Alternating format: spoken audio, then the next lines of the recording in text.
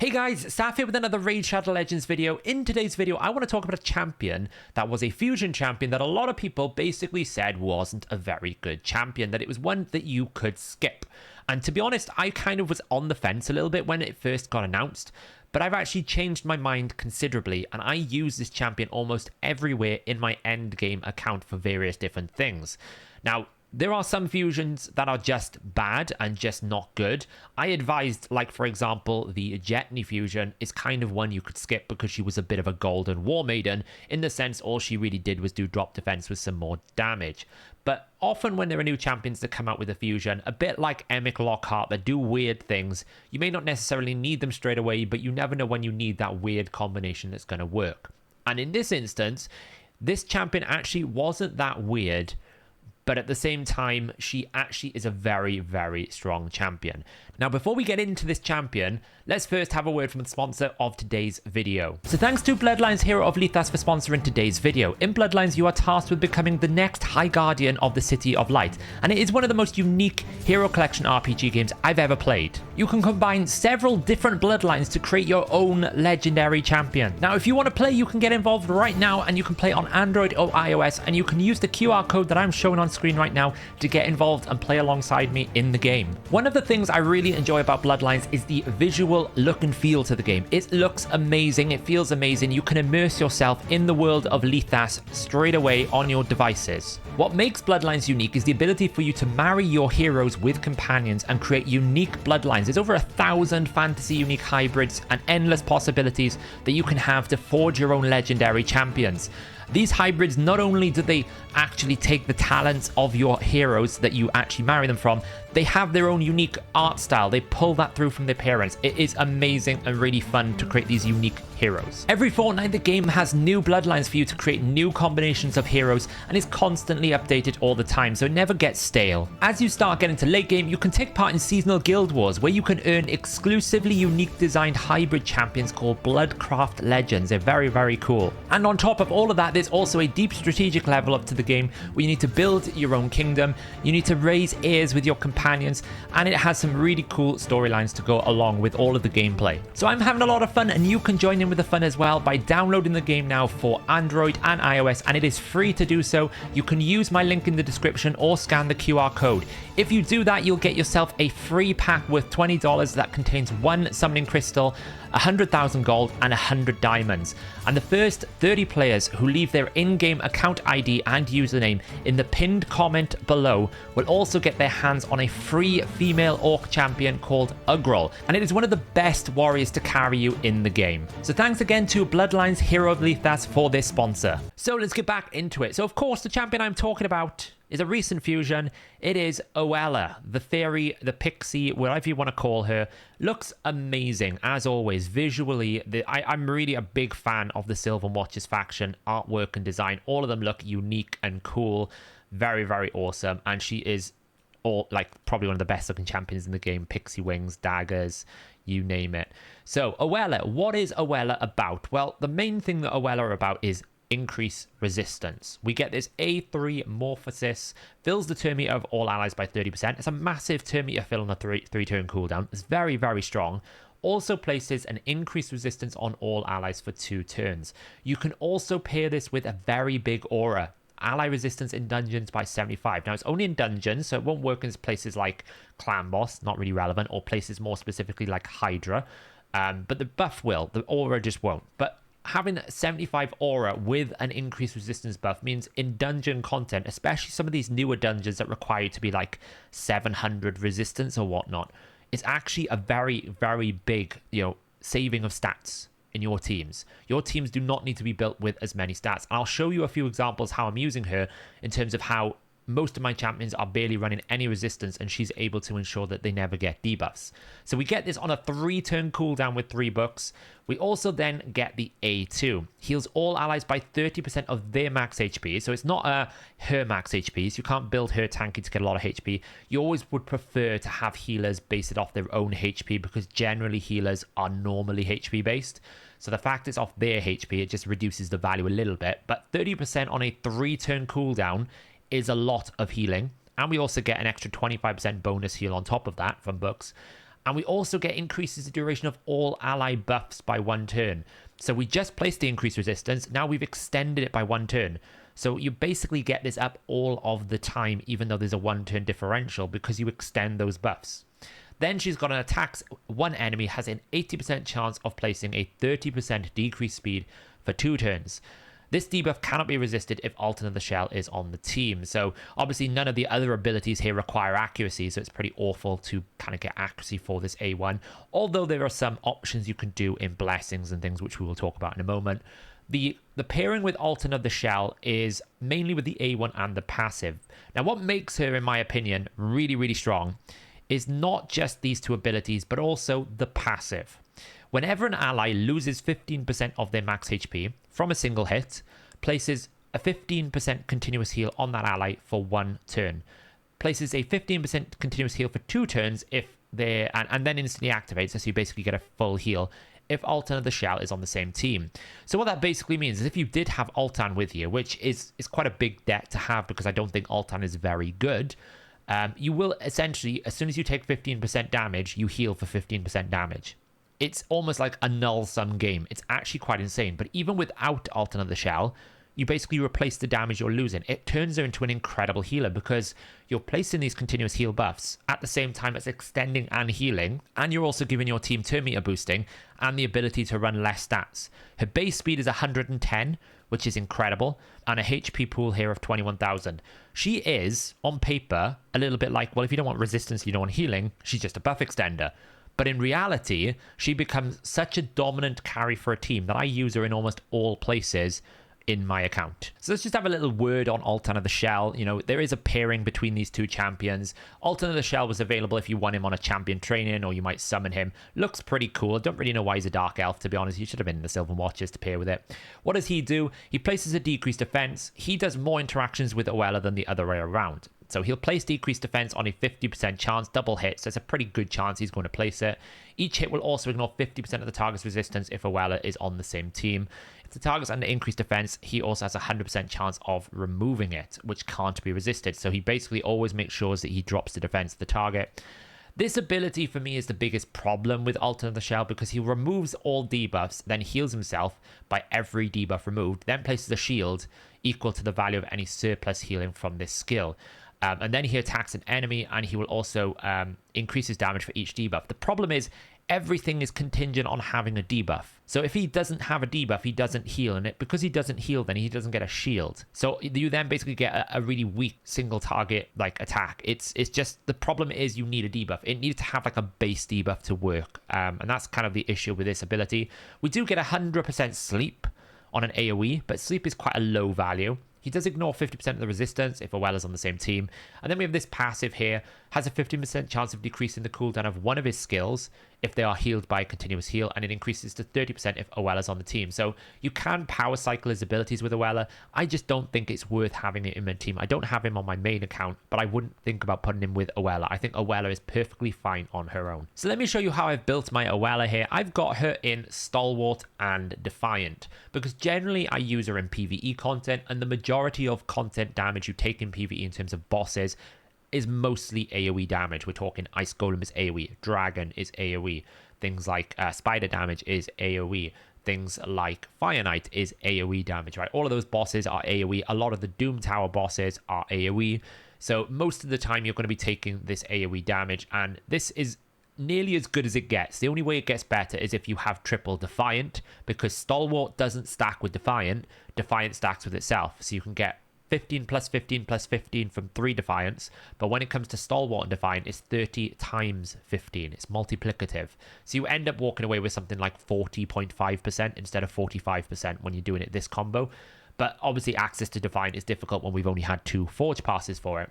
So I've got it built in this position. I've got it built reasonably fast at 244 speed, 4.6k defense, 400 of that is coming from her blessing at the moment, 66k HP, and then I've got her at 277 accuracy and 233 resistance. Now for high-end content, if you care about that A1 decreased speed, you would need a lot more accuracy than this, but I don't really use her for that. The resistance number here though is enough to resist most hard mode dungeon content when you set her up with her aura and also her increased resistance buff. I've chosen to put her in Intimidating Presence Aura because she gets a lot of resistance here. You know, we're getting 7.5% more of 75, which can go up as far as 35% when you get a higher. Now, if you did want the decreased speed and you wanted to try and reduce your overheads in terms of accuracy requirements, then of course you can go and get the Heaven Cast Blessing. She doesn't debuff anything other than an A1, which means you can reduce a lot of the target's resistance from the A1. Like 40% of 500 is a lot. So if you are looking for that decreased speed and you would rather reduce the accuracy requirements you need to get there, then Heaven Cast is an absolute brilliant option. Definitely one of those two I would say is recommended, and try and find Brimstone on another champion. Masteries wise, I have got her in an emergency healer build. So what I mean by that is I basically want her to be placing continuous heals with an extended chance of having a 2-turn. So that passive could potentially give 2-turn continuous heals rather than 1 turn with this lasting gifts. I also want her to have timely intervention so that if I need an emergency heal off the A2, I can get back round to it. I've chosen to go with Cycle of Magic so I can continuously get those A2 and A3 procs, really powerful. So I've taken Cycle of Revenge here. If someone gets critically hit, then again, she gets more turn meter and it just helps her constantly cycle. The more A2s you can get, the more buffs you can increase. And we've gone for a improved parry because generally what will cost you your Oella's life when you build her tanky is not the standard damage you take, but the critical hits. So we will reduce all critical hits by 8%, which is stronger than blast proof. So we do have to drop a little bit of tough skin, but a little bit of resistance is always a good thing. Obviously then we're taking Steadfast for extra HP. We're taking healing and all those different things. And Laura Steel because we do get a little bit of defense from Defiant. Fully booked apart from the A1 because I don't really care about the decreased speed, but you definitely want these two booked. So let me show you some teams that I'm using her in. The most obvious place that I'm using her in right now is hard mode Ice Golem. She is probably, alongside Elva, one of the best options for keeping your burner alive in hard mode Ice Golem. You can see this is the team I've got. I've got Iron Braga in here, not because I actually want Iron Braga in the team, but because he's just giving me a little bit more defensive capability for my Artak. Artak by far is the best Ice Golem burner in the game because you get an AoE activation with decreased attack. Nobody can come close to what Artak can do in my opinion. He's way stronger than Walking Tomb Dreng for this. So you can see this team that I've set up here. The goal of this team is Seer is my wave clear. Obviously, I've got a Giga Charge Seer, so you have a flexible spot in the Iron Braga. If you need to bring someone like an Archmage to provide some buffs so Seer can make sure she kills the waves, because you haven't got as strong as mine, that's absolutely fine, right? But the idea of this team is Seer is going to come in, kill wave 1, Renegade is going to reset for wave 2, and then both of these 3 champions are going to die on wave 3, on the boss wave, leaving just Artak and Oella alive. This is because we want to reduce the possible opportunities for the boss to actually counterattack. We don't want to trigger the boss's passive, so less heroes alive equals less attack equals less risk. We also don't want to damage the side minions too much because we want to keep them alive as long as possible. The longer you keep the minions alive, the better damage output and the quicker your run will be. The quicker your run will be, the less risk you have of proccing the counterattack with bad RNG. That's kind of the way that it's going to work. Now, obviously, Awakening plays a big deal. I'm waiting to get a 2-star Artak in my marketplace so I can put him to a 5-star soul. And then between these two, they're never going to die on this dungeon. It probably is what makes it 100% here. In terms of the AI setup, it's pretty straightforward. As you'd imagine, we basically make sure Brago just doesn't do anything. Renegade is only going to do her A3 on the wave 2. Seer is going to use A3 initially, and then she's going to open with Clan Banner, and then A3, and then I've told her not to do anything. I don't want her doing any damage on wave 3. And then Artak here is prioritizing his A3 because he likes to do A2 first. You don't want to do that. Oella, we're just telling her to make sure she uses her abilities in case she has some weird AI. So you can see we're running this. Artak is not that strongly built in terms of the way that we've got him built here. He's built at around about 201 speed. You can see I've got no area bonuses. 201 speed, 4.2k defense, 84k HP. And again, 224 resistance here with the increased resistance buff and the aura is enough to negate the effects of the boss and the side minions. You do not need to build. You can see I've only actually got 74 resistance in my artifacts. I don't need to build it. Now, if I actually went and got area bonuses, we would actually be able to completely remove resistance from our build altogether. So it's a very, very powerful kit. It saves you stats you don't want to have. So let's just run it through here. This is one team that I'm using. This is one of her main areas. You can see with very little buffs, I can one-shot. My series is a little bit broken, especially now with accessory ascension where we can get 12% more crit damage. Just makes it even easier. We get to the boss wave, and now you'll see the value of her passive here. The only downside to having a 6-star Seer is she doesn't die straight away. She's built as glass cannon as I can get her, and I cannot get her to die any sooner. The only good news is she dies in the second attack because we don't have decreased attack. Now you're going to see the value of the healing here. We can see that we're healing her up, that extra heal. There is no risk of my team dying apart from if we proc the boss's passive. So that's the only risk we have here. I have done a video on this team in detail, which, to be honest, I thought it was 100%. I ran it like 50 times, then I ran it another 50 times, and there was 3 fails. So you can never really know. But you can see she's queuing up those continuous heals all the time. Every time we need to get that heal, because it's when you take 15% damage, you heal for 15% damage because it's a continuous heal. You basically replace the healing you've lost. We're getting a bit of disconnection here for the debuffs because we're outrunning the increased resistance. So there's a careful speed tune that I need to refine here to basically stop him outrunning the increased resistance. And it's mainly because of Artak's passive. But the concept remains the same. Once the increased resistance buff's on, you can see he resists everything. It's absolutely fine. And this then becomes a fairly quick run, around about 1 minute 22 to 1 minute 30. We're almost there. We're getting a bit of RNG. We're just running through. Obviously, when I get to Artak 5-star, I'm probably going to put Soul Reap on just to make sure that he can kill the boss quicker and execute the boss rather than Brimstone. Because you can see with Brimstone, you have to kind of like get it on the main boss, and there's no guarantee it's always going to be on. There you go, 1 minute 39. You can see I've actually got a lot faster at times. It is the best option for Ice Golem.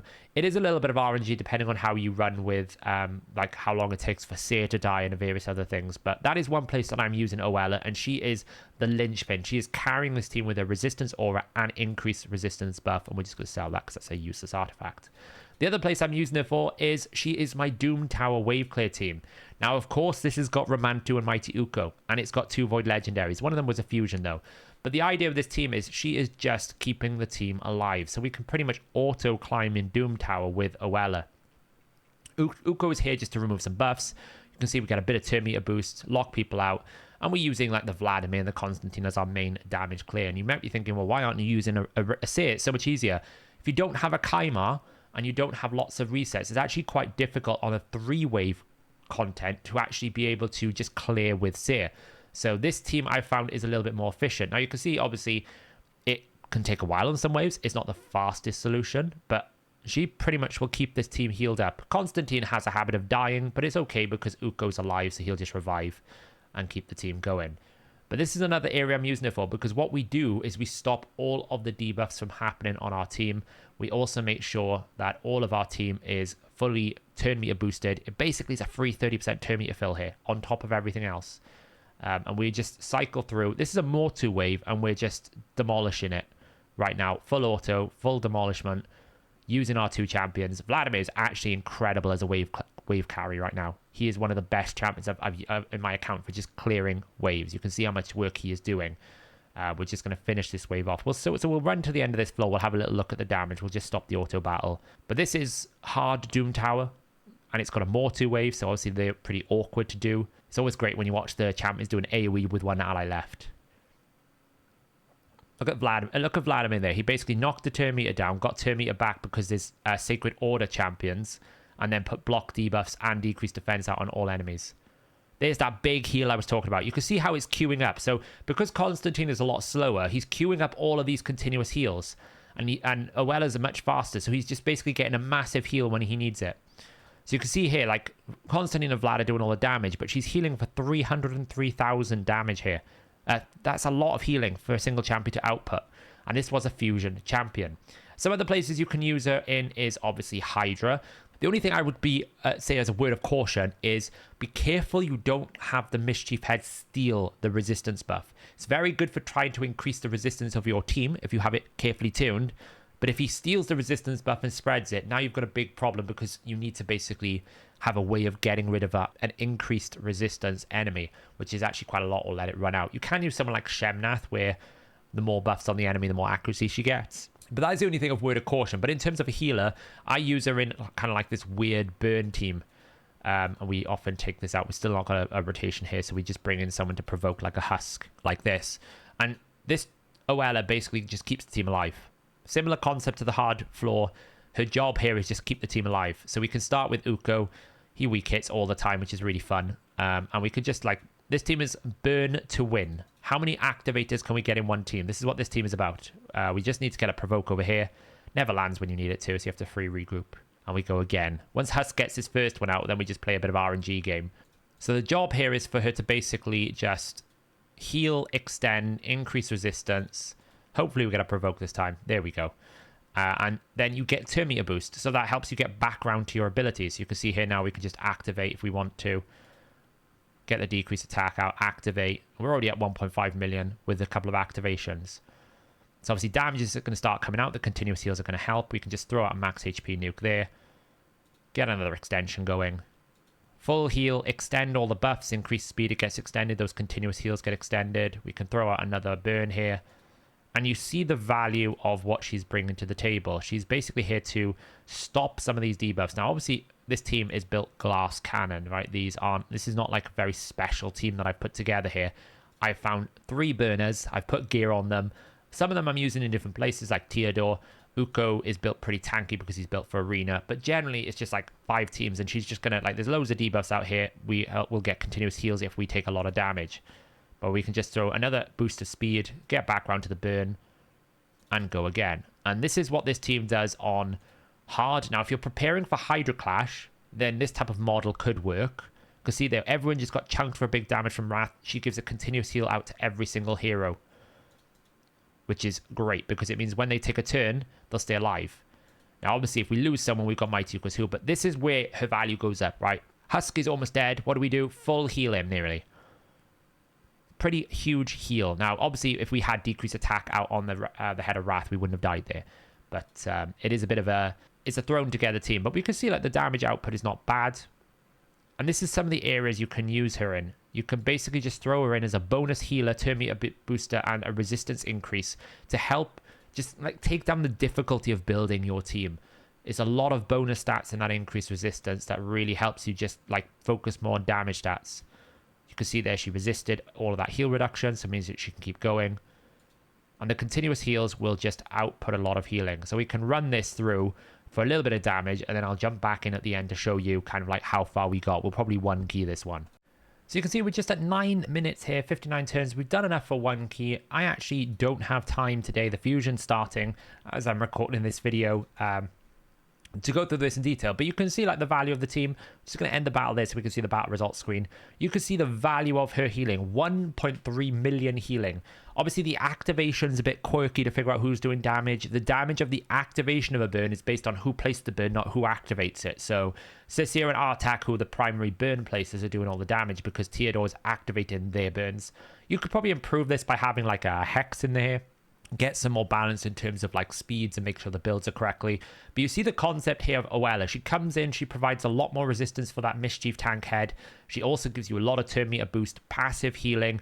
You can also use that A1 to slow down the individual heads that you've just decapitated. Often the problem with decapitated heads is by the time you get back around to actually attacking them, they're already respawning because you've got a bad timing where the turn meter bar was full when you killed it. Being able to just A1 and get 100% decreased speed is actually very valuable in this type of content, especially single target bosses and dead heads. So you can see it's a really quick, fast 1 key for Hydra for hard. Using 3 activators, it doesn't need to include the activators. You can use your attack with some other champions or other combos. You can bring another max HP nuker in here if you want. I just wanted to create a team fantasy of how many burners and how many activators we could have in a single team. I'm going to keep that result because that is a 1 key. And there is an update to the game just as we're recording this video. So obviously other places you can use her in is Faction Wars. She will carry your Silverwatch's Faction Wars in terms of healing, and that might be a big issue for you if you don't have many of these other champions. Obviously for my account I've got Elvas and everything else under the world, but she can heal and carry that champion pretty much on her own, which is really, really cool for the faction. She can go into Clan Boss, but I don't think it's her best place. The Iron Twins, she's a great option as well. She is in my Iron Twins team here. You can see this is the team that I've got.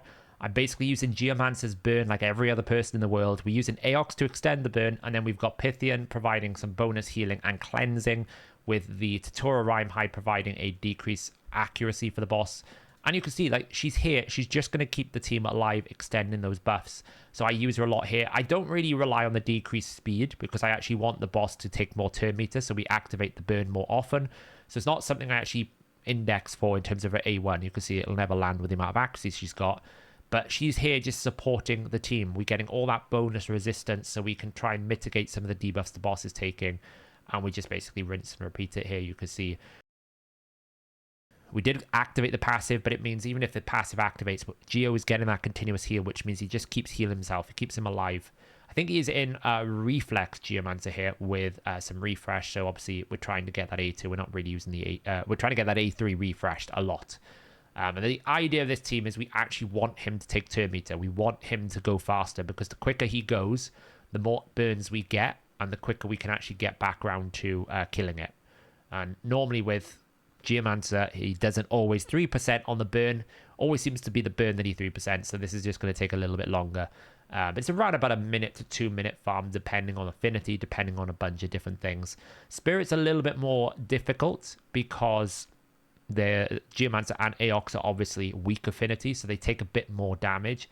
But you can see the passive healing that Oella is providing here. Pythian is a good healer, but he normally needs debuffs to get strong healing. As a single target healing, he's not that crazy good. But you can see with the Aox providing a little bit of bonus healing and all the Oella is pretty much there with her passive, just providing the constant burst of healing if someone takes damage. And this is the team that I use. I do know that there's the Painkeeper, the triple Painkeeper unkillable option that everyone keeps telling me about, but I so far have enjoyed this combo of a team. It's pretty stable. There's that heal again, fully heals him back up, and now the passive and the A2 has healed him from like 25% heal back up to full. We just need the burn to be reactivated to kill off this Iron Twins. And this is pretty much 100% now that I've got both Geomancer and Aox at level 60 with Masteries. It was a bit ropey when they were a bit squishier. But you can see here we're going to finish it in about 2 minutes time. And that is full auto. So that is Oella. A really, really good fusion that we all thought actually wasn't that good. We didn't think was going to be a big deal, that I actually use now in more content areas than some of my other heroes that I've got, some of my other champions. Like Rabbit now has kind of gone to the vault because I don't use him as much. I don't use Ninja half as much as I used to because we've got Knut and a bed of champions. He's kind of been power crept a little bit now. The only place he's really used is Sand Devil. And Artak is then used for Ice Golem pretty much and a bit of Hydra. But I use her in Doom Tower. I use her in Faction Wars. I use her in Iron Twins. I use her in Ice Golem. I use her in lots of different areas where it's like difficult to climb in terms of certain bosses. She actually forms now my central crew to all boss killing in the game. This is my crew for boss killing. Oella's the main healer with Riho. Riho's absolutely bonkers strong. And we basically just run Vlad for wave clear because in my opinion he's like my best wave clearer in the account right now. He just carves through waves completely, and we can pretty much kill this boss in like 25 to 30 turns if we get lucky with the wave clearing. Gnu is really quite frustrating for Griffin because his A1 decreased turn meter is not the best. You don't really want to be decreasing the Griffin's turn meter, but his A3 is so strong. When we get to this situation, we're just going to absolutely annihilate this boss. There's that 3 hits. And then we're going to come in with Whisper, and she's going to absolutely annihilate the boss and absolutely go crazy. Whisper is a queen of boss killing. Bow down before this team. And we kill 90 Griffin hard, the hardest floor of Griffin, in 26 turns, in 40 seconds. Because of the value of... Okay, Oella's not doing an awful lot here, but she basically just helps it keep the increased resistance going so we don't get any debuffs back. It's kind of nuts what she's doing to the teams. Like, I can basically slot her in any team and the team will survive. So there you go, Oella, a great fusion. If you have got her and you've put her in the vault, it might be time for you to consider pulling her out of the vault and giving her a second chance, because I actually think she is one of the best healers in the game for what she does because of how available that passive is all the time. You just get lots of easy healing and you can extend those continuous heals with the A2, and before long you realize your champion is back to full HP. Let me know in the comments below, guys, whether you are using Oella and what you think about this champion. I see a lot of comparisons between Elva and Oella. I personally think Oella's better for content outside of Clan Boss, where Elva's better in Clan Boss because of the cleanse plus the block debuffs. I personally just think Oella's a little bit better in other places because of the use of resistance buff. Especially in endgame content, but you know, they're both equally as good. Let me know what you think, and yeah, if you want to see more champion guides from me, make sure you hit that subscribe button, hit the bell notification, and hit that thumbs up if you've enjoyed this champion guide. I will try to be doing more champion guides on the channel, different champions that I'm using that you may not think about using in certain content. We did one the other day on a Roxam in Clan Boss, which is kind of crazy, and a kind of a crazy build using a 6-star soul that I somehow managed to get. But I will be continuously doing more. But thanks for watching, and I'll catch you in the next video.